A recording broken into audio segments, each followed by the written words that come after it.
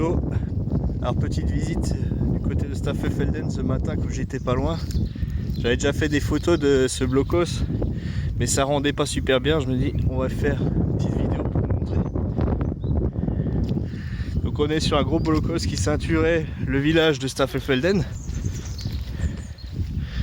Parce que le front était par là-bas, on a les montagnes, le vieil Armand qui est derrière les arbres.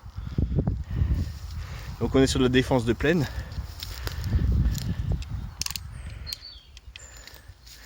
Ici, l'entrée.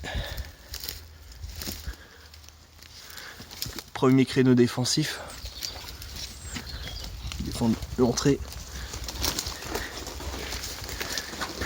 Alors malheureusement la nappe phréatique est remontée, donc on ne pourra pas rentrer dedans.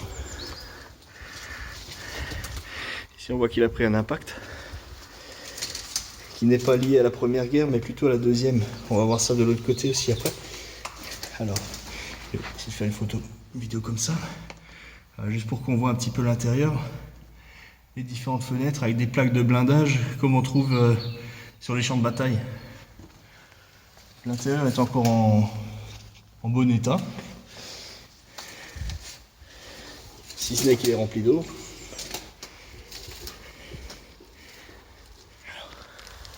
On va essayer de se faufiler sur l'autre face.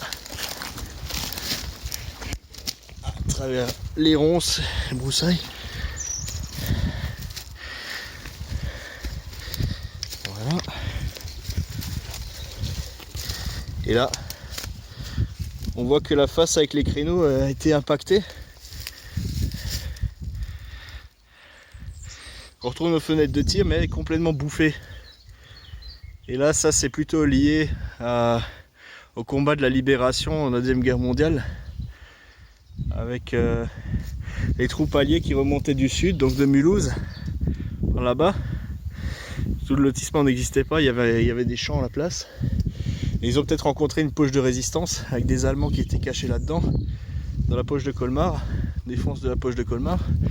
Et on voit que ça a tiré, qu'il y a des choses qui sont bien rentrées, des beaux trous. Le côté est complètement bouffé. Les créneaux ont été pris pour cible.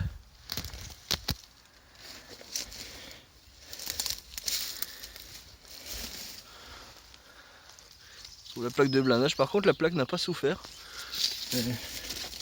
Mais encore nickel. C'est surtout le béton qui a pris. On arrive à voir quelque chose. Mais ouais, ça a dû secouer là-dedans.